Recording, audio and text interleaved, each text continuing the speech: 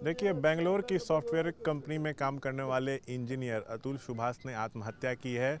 समस्तीपुर के वो रहने वाले थे। इस वक्त हम समस्तीपुर में उनके आवास पर मौजूद हैं। परिवार अस्थियां लेकर यहाँ पहुँच चुका है।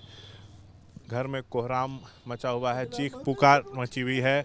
पिता का रो रो कर बुरा हाल है। देखिए, यहाँ पे उनके घर के परिसर में हम मौजूद हैं। जस्टिस इज़ ड्यू, न्याय बाकी है, इस तरह के पोस्टर्स लेके जो है घर के लोग यहाँ पे खड़े हैं। उनके पिता पवन मोदी जी हैं। बात करेंगे। पवन जी, बहुत दुखद घटना है ये बताइए, अब आगे क्या मांग है आप लोगों की? यहाँ के न्यायालय की प्रणाली को सुधारने की मांग है। जो इंसाफ हम लोग को चाहिए वो इंसाफ चाहिए।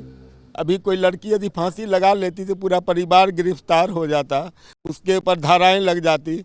अभी तक उसका परिवार स्वतंत्र, पर कोई तरह का कोई चार्ज नहीं है।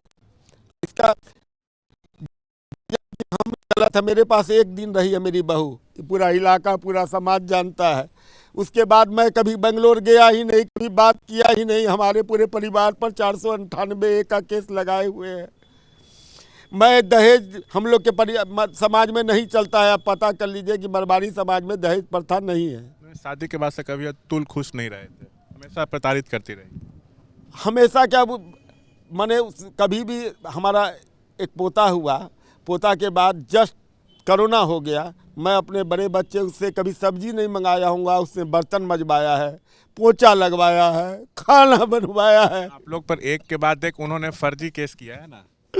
मेरे बच्चे सब कुछ किया है, सब कुछ किया है, लेकिन उसने कोर्ट में इस बात को एक्सेप्ट भी किया है, साइन भी किया है जज के सामने।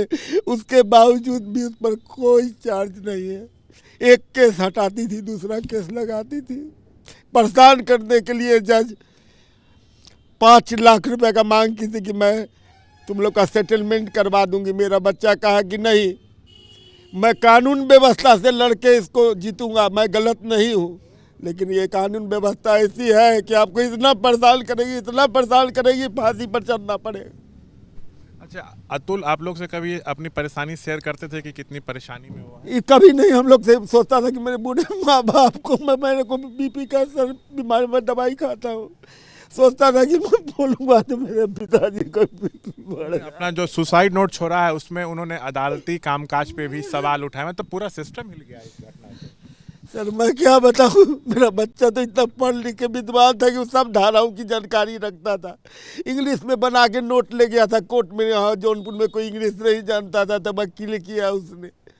बहू आपकी सिर्फ एक बार आई शादी के बाद? एक दिन के लिए शादी के बाद विदा करा के यहाँ लाए। दूसरे दिन रही, तीसरे दिन वो चली गई। उसके बाद आज तक पुसारूर नहीं आई है। अब आगे न्याय मिले, ये आज से आप लोग बस यही आस है कि हमको न्याय मिलना चाहिए, कठोर सजा मिले।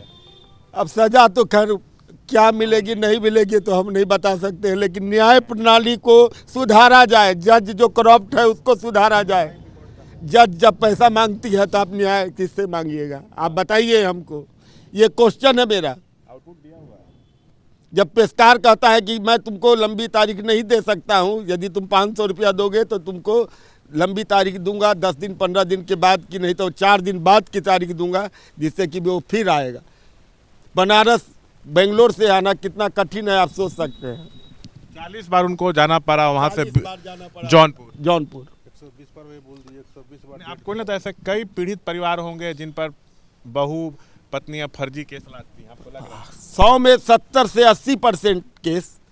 सुप्रीम कोर्ट ने भी इस बात को एक्सेप्ट किया है कि 498A का जो केस है 90% फर्जी है।